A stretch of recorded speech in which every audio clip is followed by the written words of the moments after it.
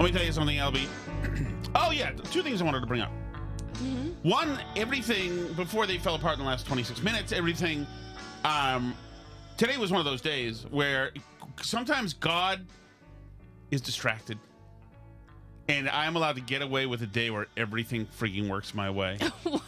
I didn't know everything worked your way today because listen to you tell it, it sounded like today was terrible. Everything. There's nothing but complaints from you. That's wrong. The last 26 minutes. Since I got back from dropping a daughter off and just saw the unsupervised activity that happened with two kids. And so that destroyed all my other plans because they just freelance, whatever. It doesn't matter. I gave them the Pringles because I was trying to get ready and I needed them to have a distraction. I got them for another reason. Okay, it doesn't matter. I don't want to talk about the Pringles. I'm going to talk about, unlike you, Alice, I want to dwell on the good things in life.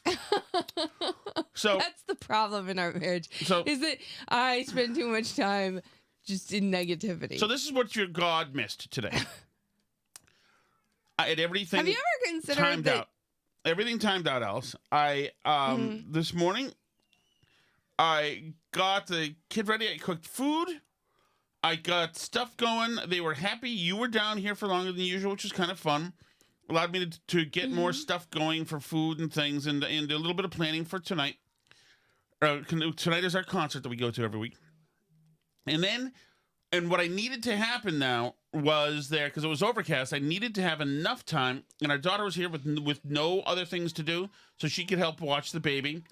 And I just needed enough time to be able to mow the lawn, which includes our backyard, which is fenced in, which is an area that needs to be mowed, and the exterior sections that the world can see.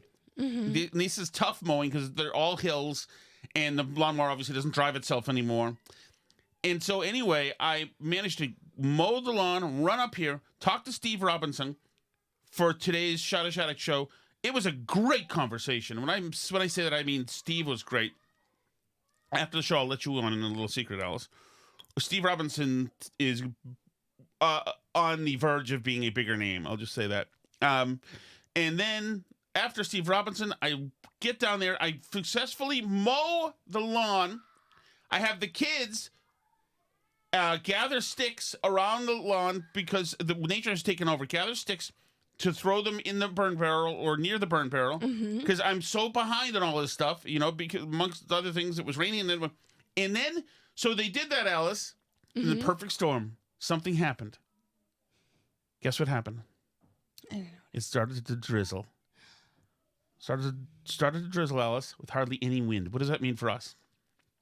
I'm going to go by what I saw in the driveway earlier and guess that means it's safe for you, in your opinion, to run the burn barrel? It was burn barrel time. Absolutely, man. I got a little lighter fluid. I've had some stuff sitting in there for a long time, and that baby went up, and it was perfect, and I got rid of a whole bunch of extra crud stuff that's been lying around, sticks and all this stuff. Absolutely perfect. It started dying down right around the time that I had a little bit of time to shower to go bring our daughter to where she goes for some play, and then to get back here in time. And when I got back here in time, then the shuttle Challenger exploded at that point. But it was everything fell into place earlier today, like exactly like it was supposed to. And you guys, especially guys, know how rare that is, that everything happens like that. And here's another thing that happened. So where I had to go down, I had to go to Methuen to drop her off an hour ago, whatever. And this is another thing. As I'm driving down to Methuen, there's protesters on one of the bridges on 495 here in Boston. And they're holding a bunch of signs. 8647, one of the signs was, no wars, cancel ICE. It was all the far left stuff. And as I'm driving, I'm listening. Because they're going, hey, trying to get people to beep, right? Honk. I'm listening. Nothing at all. So I thought, oh, yeah, it's interesting. Well, we'll see. Because I have heard people beep before. So I drop my daughter off, come back up. This time I say, I'm going to really see what I can see here. And I lower down the window, and there's the same people. They're now, they're on both sides of the highway. Right. On the bridge overpass. And not a thing. Not one person. And I thought about, these are probably really well-to-do, these are white women from like Newburyport, who are thinking, you know what we'll do? Since this is about deportations and poor people, we'll go near Haverhill, Lawrence, Massachusetts. They're browner there. They'll see that we're really good people and we care and we know what they're going through.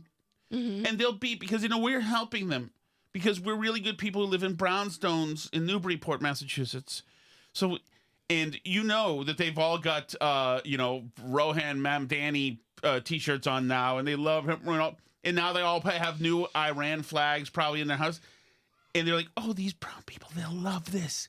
But of course, if you're in Route 495, near Haverhill, Lawrence, southern New Hampshire, well, during rush hour, everybody driving in those cars, Alice, is coming back from work at this point. Right. So already your constituency is minimal.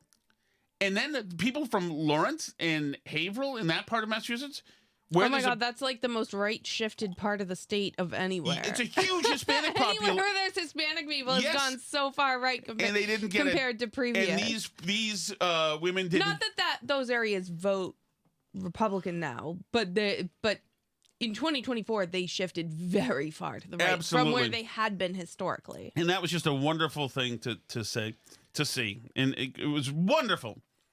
One other high point of today. I'm going to disclose, this is breaking news. I'm going to whistleblow. Okay. Today, I filed for unemployment in Connecticut. Yep. Because I was viciously released from my job. And so the unemployment, one of the things it does is it made me, Alice, document if I got a written warning and why. So did you document your written warning? I did. I don't even know. Is it around here? It's right under your table right there, yeah. I did indeed. Get a written warning. Okay. You're receiving this a warning due to your failure to prevent expletives from being broadcast over Odyssey airwaves on February 6, 2025. This is a formal warning notifying you that we expect this will not happen again. To ensure that you have a firm understanding and the heightened awareness of the company's expectations for you going forward, you'll be required to attend a refresher FCC obscenity, indecency, and profanity training. I'm not sure if I ever got to that training. Your attendance and activity. You're reminded the violations relate. Yes, so that's indeed. Is that one of the ones that you couldn't have prevented because you don't have a dump button here? I do not have a dump button, but I did not. You can't do anything about it. The big boss heard a swear go over. I played somebody on TikTok, and they like dropped an F-bomb or something. And the swear went over. The producer missed it. But I didn't want the producer to take the hit for it because it came out of my computer. And, like, is he really expecting me to play swears on my own show? So I took the bullet, Alice. I heroically took the bullet. And right here, yes, indeed.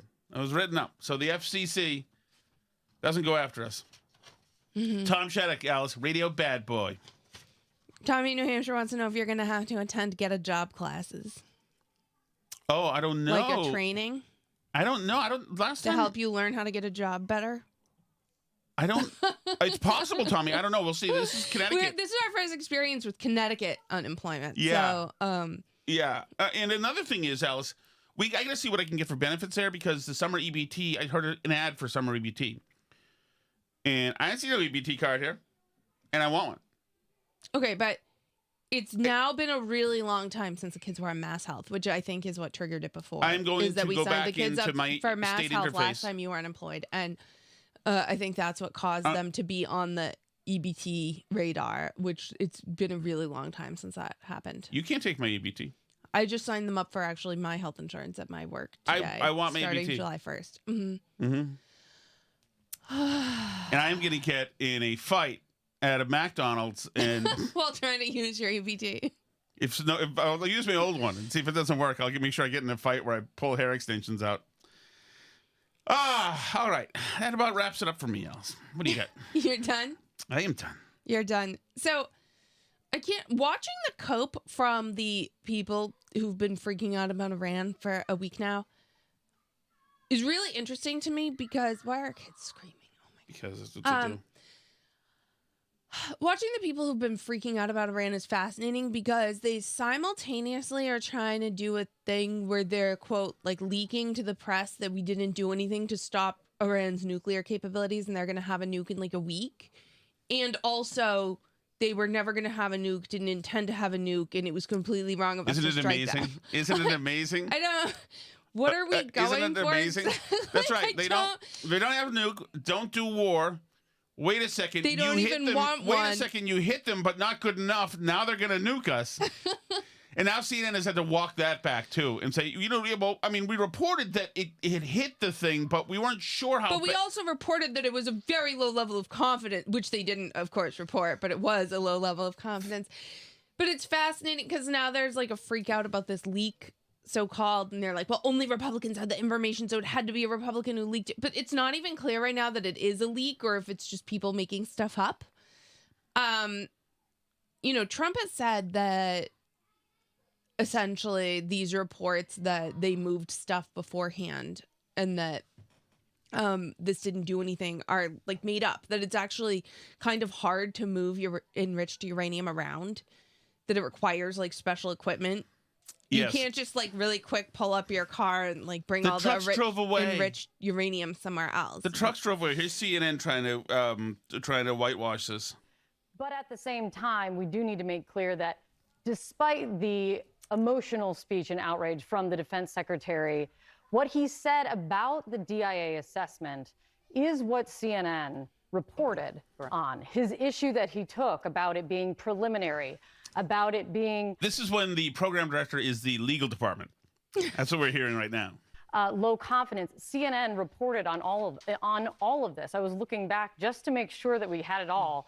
Throughout the reporting process, CNN had reported that it is preliminary and, of course, can be updated, including these two parts.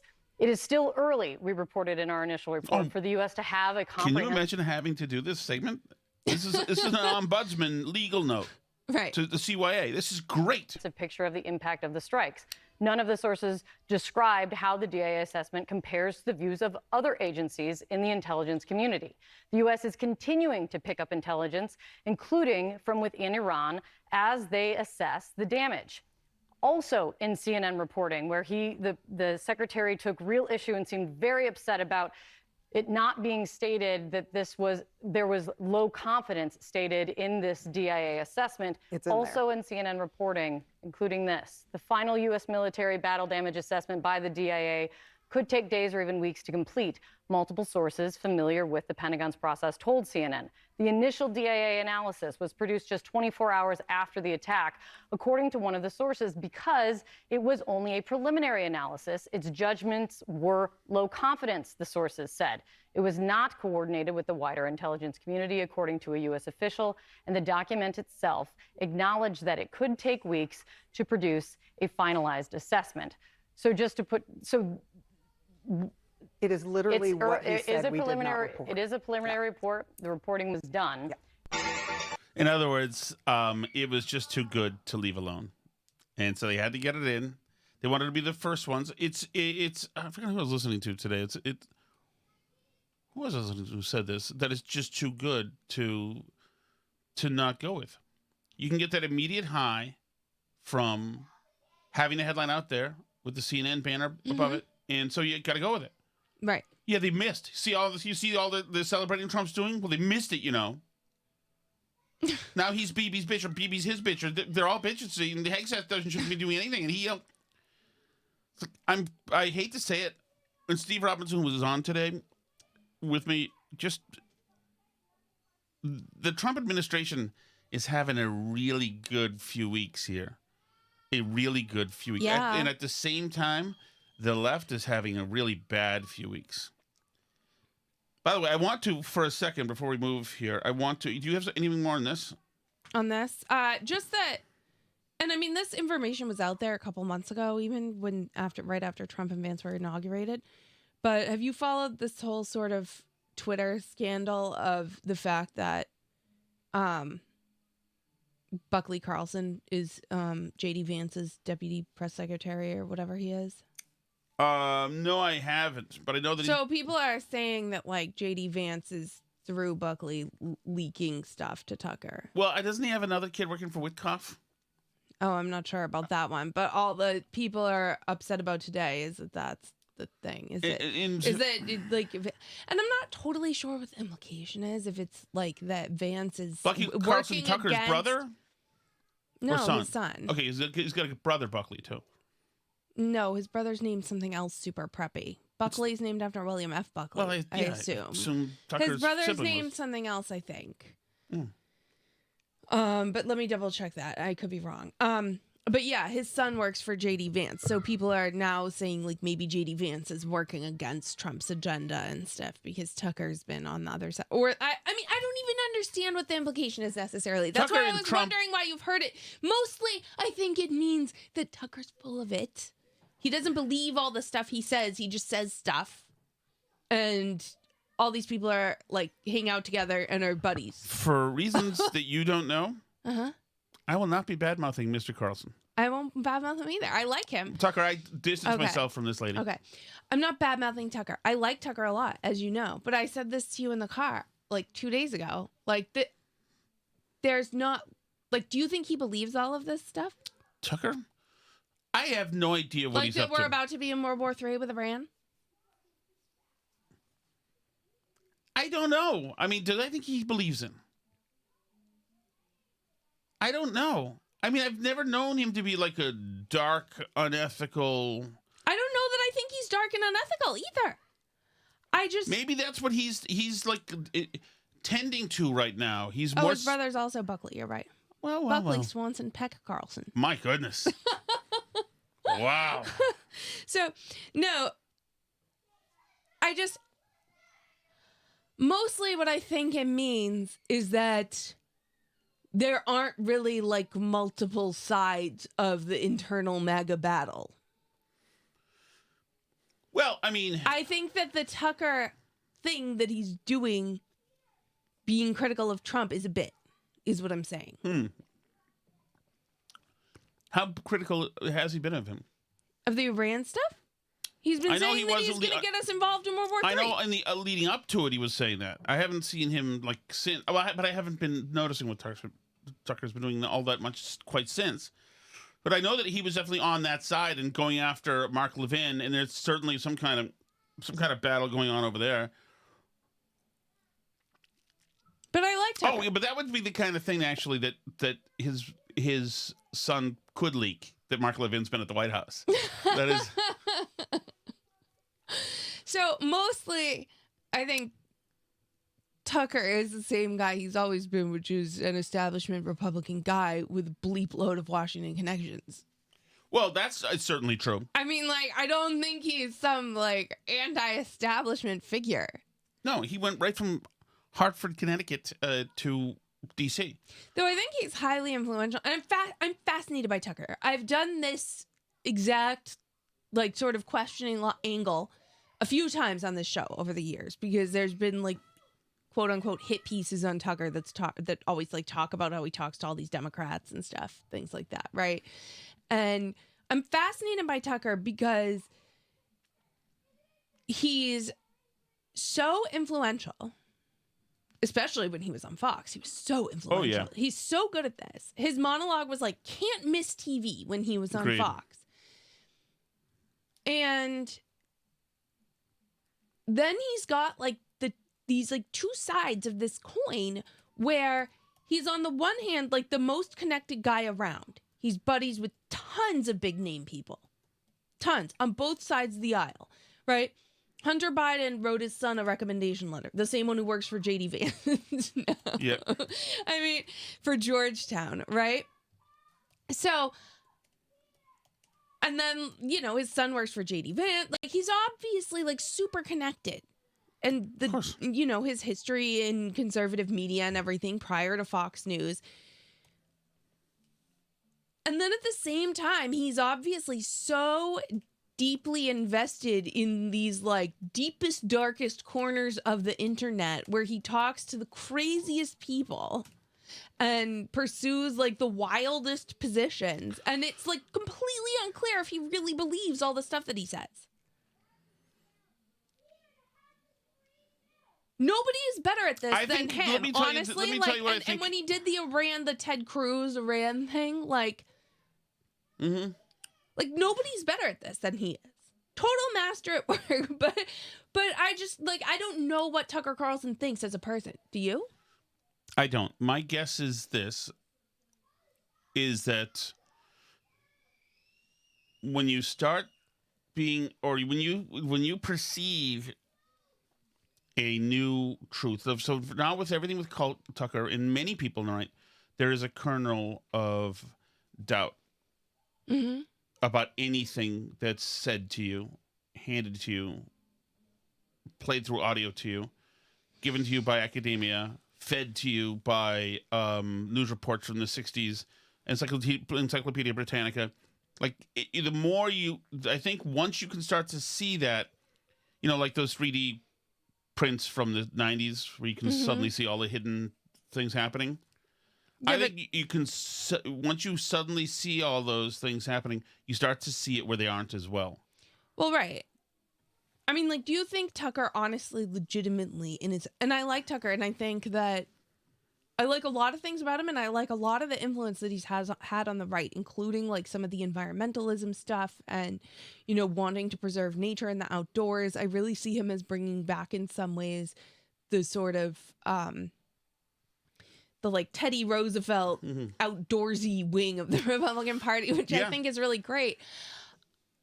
But, I mean, like, do you think, honestly, Tucker believes in his heart of hearts that, like, Churchill was the bad guy in World War II?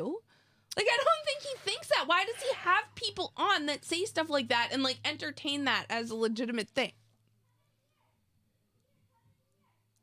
I don't know. I don't, yeah. Like, I don't know if he does. I don't believe that he hates the Jews. I don't think so either. But I think he has on people who do.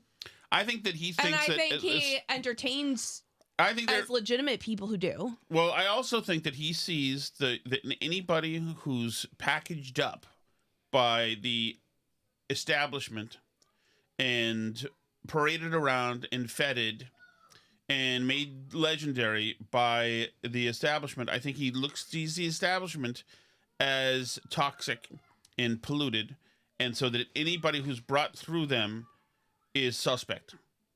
And I think that Yahoo got a lot of that good treatment for a long time. I think he should. I think he's fantastic. But I understand why people... I mean, Tucker also had COVID. He's the person who convinced Trump to shut the country. Tucker also had the pandemic. He also had the summer of 2021. He also had what was... But that's... hold on. He also had what was a bizarre election in 2020. And we all sat together while people scolded us and said it was the most fair elections we've ever had. And those people are effing full of it. But he also made sure not to have on Sidney Powell when she wouldn't source her claims to him. Right. So there's that. Now let me ask you, which is responsible. But can I say one more thing about that? Which is that we talk about Tucker and COVID. A lot of people forget that Tucker is the person who initially convinced Trump to take COVID seriously. That when this stuff was breaking out in China, he went and had a secret meeting with Trump in Washington and convinced him to shut the borders to keep people from bringing COVID here. Of course, it was already here, but he's the one who convinced Trump to take COVID seriously back at the time initially when the opposite case was true, when Trump was taking COVID seriously and the liberals were all telling us not to take it seriously because it was made up in a conspiracy theory and not a real risk. Back before then, they just switched sides on it because they're all insane. But Tucker was the person who convinced Trump to do that.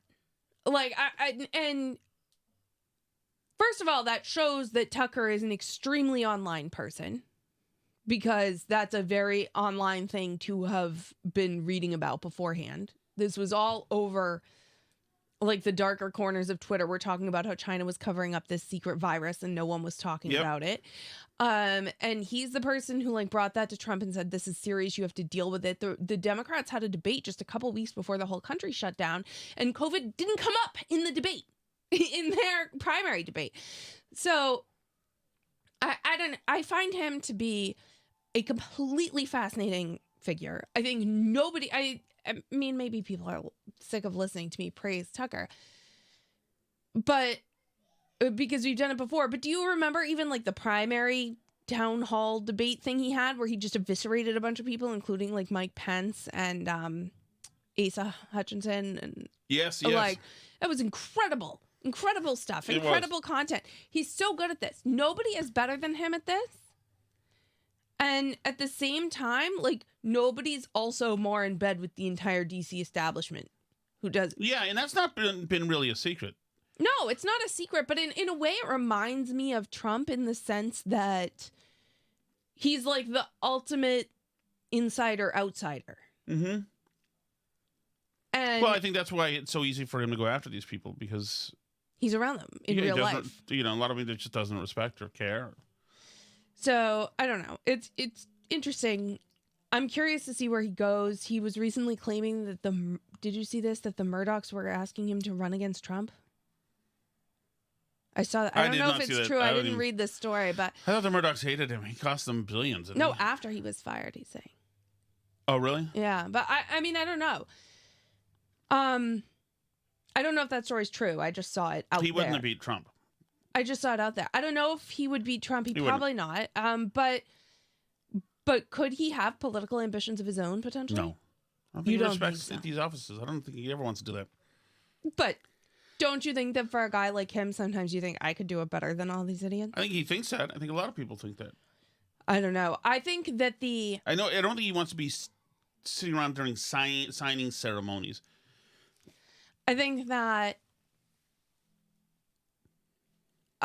that when you're around people a lot, like, I think he thinks he's better than these people. And he probably is smarter than I do, most of them. But I think the temptation is there to say, like, I could do this way better than these idiots can. But the guy's hiding in the woods of Maine. It's not as if he's running out in front of cameras all the time. No, but he doesn't need to either, But I think it's interesting in the sense, like, obviously we joke about Trump running in 2028, and I think Trump could run in 2028. But I think the question of what's next for the Republican Party, and we spent a lot of time talking about if the Democratic Party is even, like, going to survive this, which is a legitimate question. But kind of what's next for the Republican Party after Trump, I don't know. I don't think the Republican Party has proved that they know how to win elections without Trump. Since in the last like 20 years, he's a singular person. Getting back to the Tucker thing, mm-hmm. The Steve Robinson thing. Okay, getting back to Tucker, and like looking at things different now because of 2020, and even before that, with all the Trump-Russia stuff, and all the established thought leaders and influencers all told us, knowing soberly, using sometimes common parlance, sometimes speaking technically, like scientists, etc., and they were all liars. All of them. Like, there wasn't a field that was outside of this or immune from being infected with these liars. Mm-hmm. All of them. So it's very possible. Yeah, if Dr. Peter Hotez and Fauci and all these psychotics and Dr. Francis Collins with his wife singing Puff the Magic COVID are like these people. If they're going to lie, of course somebody at a polling station working there will lie. Of course. Now, let me ask you this. What are between 1 and 100, 100 being the most, 1 being less, what do you think the chances of the 2020 election having been stolen? I think it depends what you mean by stolen. Stolen, like ballots tampered with, machines, that kind of stolen. Literally stolen. Not reporting on Hunter Biden. Not just not reporting on Hunter Biden, and not just not really checking lots of mail-in ballots from questionable sources. Ballot tampering. Stolen. I think that stuff is super borderline. If you're somebody who works in a nursing home or a rehab, and I mean, you've seen those rehabs, what they're like, and how cogent the people are that live in them. So along the edges, so obviously. So somebody offers you a couple $100 to all the people there are legally allowed to vote. They all have the legal right to vote. And if you live in a state where it's legal for somebody other than a family member to help people fill out their ballot, which is true in some states, like nothing illegal is happening. If somebody says, here's $500, can you make sure that all the people that you're taking care of, quote unquote, vote for Joe Biden on their mail-in ballots that they're all legally entitled to have, and you're legally entitled to help them? Like, I mean, is that stealing an election? Between 1 and 100, how strongly do you feel that the 2020 election I think was stolen? stuff like that happened. Okay, 1 so and if 100. that's stolen, then I say... You think that's the only level? You don't think that like there were government officials, like somebody like Tish James would not do something crazy like that, or these other people who are about to be headed to jail? You don't think they... Okay, so like people like that literally like doing something and not just like nonprofits paying people to stuff ballots in states where it's legal kinds of things. Right. For this election to have been stolen, it would take more than just dudes at nursing homes. I don't know that that's true. I think that the mail-in ballots are hugely Okay, so let me get back to the question. problematic. Between 1 and 100, where are you on whether the 2020 election was stolen? I think that depends on your Oh, definition. fuck. Give me a number, please, Alice. This is only half the point I'm trying to make. Stolen. 65. You think that strongly? That it's stolen? Yes. I mean, if I'm like multiplying out the probabilities in terms of like what I think stolen means, sure. Like, so you think the 2020 election was stolen? more or less. Well, how come I'm just hearing that right now for the first time? More or less, because I mean, like I say, it depends on your definition of stolen, but yeah, kind of. The Zuckerberg money going into nonprofits to help like turnout in Democratic regions, and the ballot box stuffing, obviously the Hunter Biden laptop stuff. I mean, if Facebook this is the first time I'm getting 10,000 mules out of Shattuck. I had no idea that you thought of this. That's not true. I've talked to you about all this stuff before. You never told me you thought the 2020 election was stolen. Do I think there were like bamboo fibers that caused ballot machines that were hacked by China, like that type of stuff? No, I don't think anything like that but you happened. thought the 2020 election is stolen. I mean, I think I've already explained what I think. I think stolen is a loaded word. I think it's complicated. I don't think that the like Sidney Powell stuff and these things are true. Do you think there was more of a successful operation stealing the election in 2020 than there was in 2024? Yeah. There was a lot less mail-in voting in 2024. Fewer people voted in 2024. So my follow-up question to when a normal person would have just said, okay, I think it's 30%. My follow-up question would be to you, Alice. My follow-up question is this.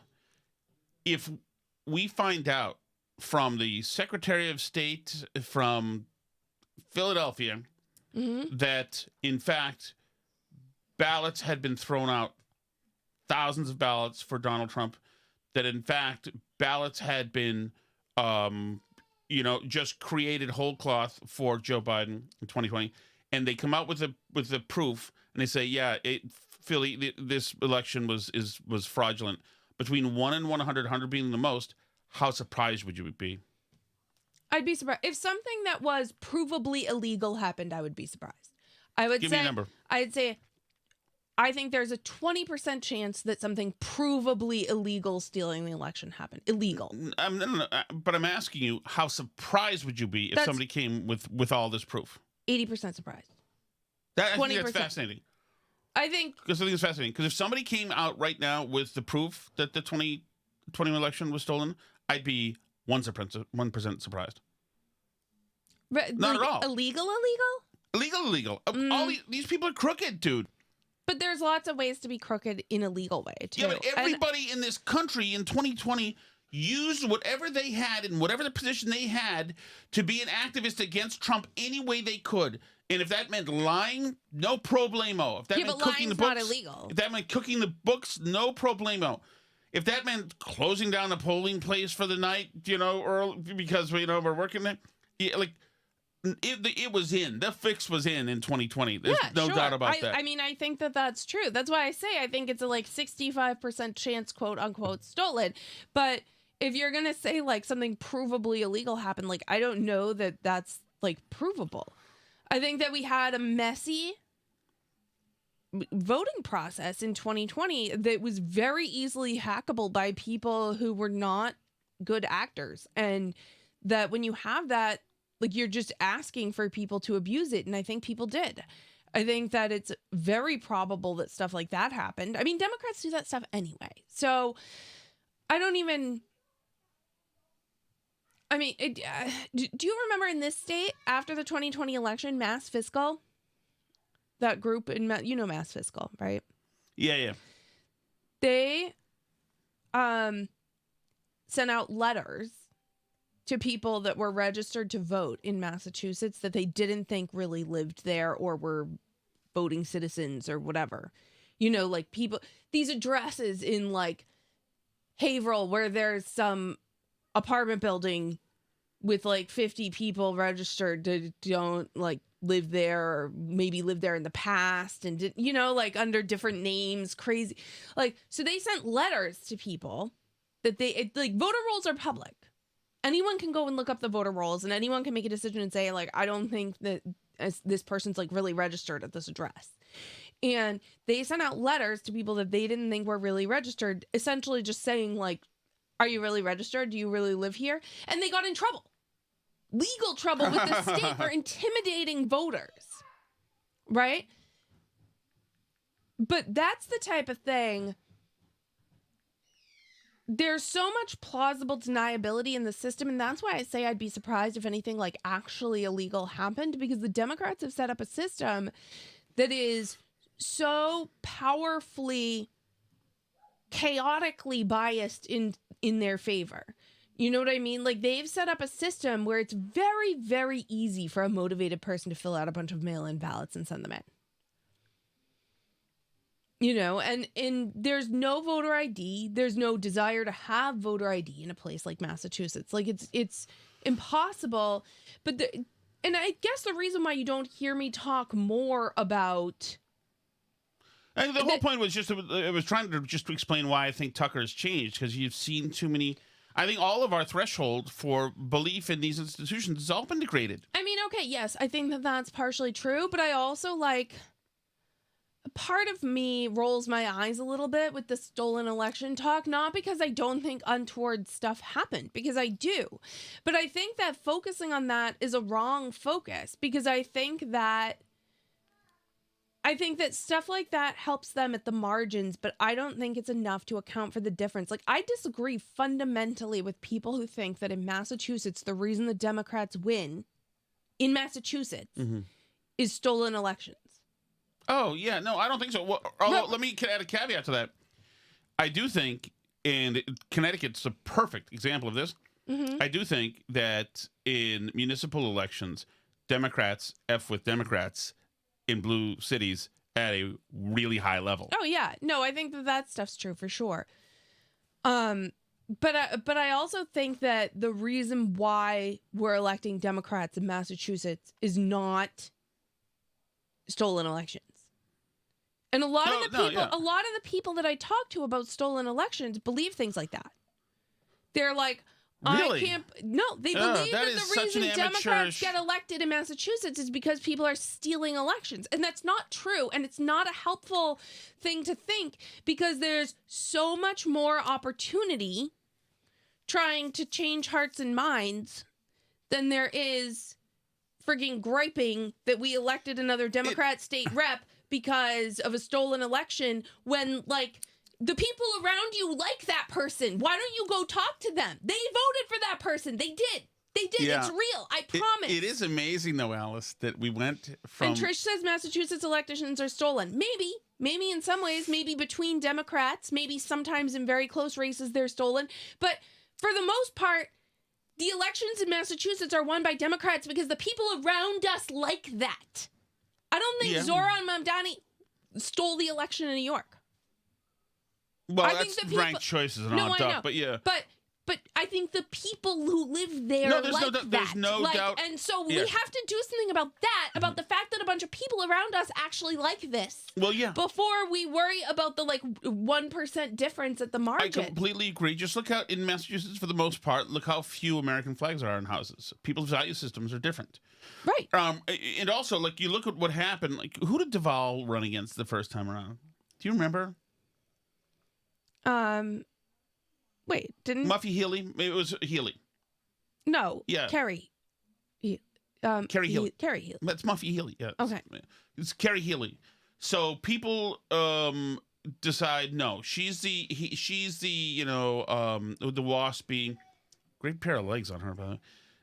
And Duvall has no chance, but he's the Zorhan. He's an interesting guy. What did he say about 9/11? Failure of human understanding? Yeah. He was exactly what people in this state want. Duvall goes against Charlie Baker. Baker, rich guy for the rich, whatever. Duvall feels us, and it gives people in Massachusetts good feelings. Baker moderates, becomes a softie. Suddenly Baker makes a Republican brand okay, as long as it's like Baker. And then Baker destroys Steve Cashman, who's the good Democrat. That is who the guy was, right? The nominee was Steve Cashman, whoever it was. So Baker, a good a Republican, then in this state crushes the Democratic challenger. This is right? Steve Grossman. Wasn't that him? No, that's not who ran. They couldn't get anybody to run against Baker in 2018. It was No, it was somebody, but he didn't have great name ID. Jay Gonzalez. Jay Gonzalez. Yeah, you're right. But people are willing to do it. Who is it? It's people are willing to do it. It just has to be the right mix. It's like voters in Massachusetts are not going to drink bourbon, like a shot of bourbon or bourbon on the rocks. These are women, I'm thinking, obviously. But they will drink a Rusty Mule Flamingo on the beach mixed drink that's been mulled with a good-looking bartender. It matters how you package it. It's like, to me, that's how it is. Well, yeah, and that's the thing, is that a lot of people don't have strong ideological beliefs. Yeah. The vast majority your of entire people. gender, except for 5%. But most people, I mean, it cuts both ways, right? Like Massachusetts doesn't vote all liberal because everyone here has strong ideological beliefs, and Texas doesn't vote Republican, or wherever, down in the South doesn't vote all Republican because everyone there has very strong ideological beliefs. People have the beliefs of the people around them that are the normal beliefs to have around their social group. Can I just tease? But we've got to get going. So I'm going to just tease. I know you want to tease, but let me say one tiny more. This is what I meant to tease 37 years ago when I said, you're done with this topic, right? And you just ran away with it. Sorry, I apologize. Go ahead. But for the most part, people don't have very strong beliefs. People believe in elite class values. And that's really what's happened over the last couple decades, is that we've had total ideological capture by actual ideologues of elite institutions. So there's been an illusion created that elite people have to believe certain things. Upper class people have to believe certain things. My goodness. So particularly on the coast, anyone who's trying to be in a certain set of people just adopts these beliefs. They don't really know or care or haven't thought about any of it. But just, if you're going to be one of the people, then you have to think things like this. There's nothing else that you think.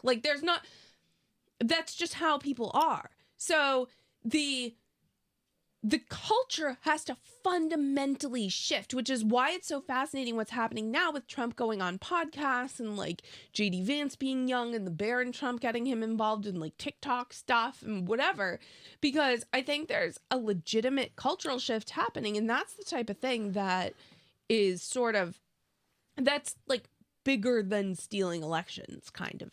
So, and that is, I'm so glad that you said that, Alice, because that is something I talked about in the very end of today's Shattuck show, where I played Joe Rogan from 7 years ago, talking about his political beliefs, and then Joe Rogan now, and how different he is. And he's still good-natured and nice about it, but essentially, he lectured Bernie Sanders. the other day. And he has come around. And Rogan is, I mean, you've taken these people who defaulted to liberal, but were in many ways politically agnostic. Yeah, most people But are. would play with people from either side Yeah. because they're comics, so whatever. And you've moved them over here, closer to conservatism. And that's why things are different now. And that's why the Democrats are like out here acting absolutely crazy, getting arrested because they've got nothing else. Like maybe this will get people excited. So Steve Robinson and I, this was, like I said, this is a great interview. It's just a little bit of it. We were talking about the incursion into Iran. Steve is not so as gung-ho as I am about foreign wars, but he's got his talking points together. Before we started mucking around with regime change in the first place over there, they were very westernized. And then you had, the radical Shia Muslim leadership come in, and they labeled Western influence as garbzadegi. West toxification was. It's a freaking $50 word right there, Alice. Even you don't have garbzadegi, my friend. I don't. That's a new one for me. It's actually the translation of that. They labeled Western influence as garbzadegi. West toxification was actually the translation of that. They labeled women wearing normal Western clothes was garbzadegi. So they totally created a cultural antipathy for Western values, and it's the Persian people don't share those values by and large. No. They want like Coke and McDonald's, and they want to have parties and drink. They don't want to live under the values of the guardianship of the jurist that controls the Islamic Republic. So I totally support regime change. Yeah. I just don't think that the United States should be the ones doing the changing of the regimes because we kind of suck at it. By the way, for people like you and Melissa Gorman and all of your other, what are the people that try Misinterests? Misinterests, and what are the people who try to get rid of the booze everywhere? All I can think of is suffragette. But that's Suffragettes. Not, That's voting. That's voting. It's whatever. Those Temperance. two. The temperance movement. Those two. You are garbzadegis. All of you. It ends here, as a matter of fact. All right, we got to get going, bro. Hold on.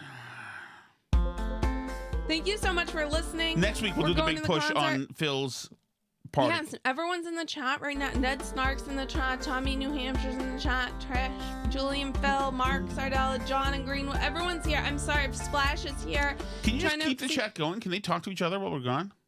Or does it go away? I don't know when it goes away.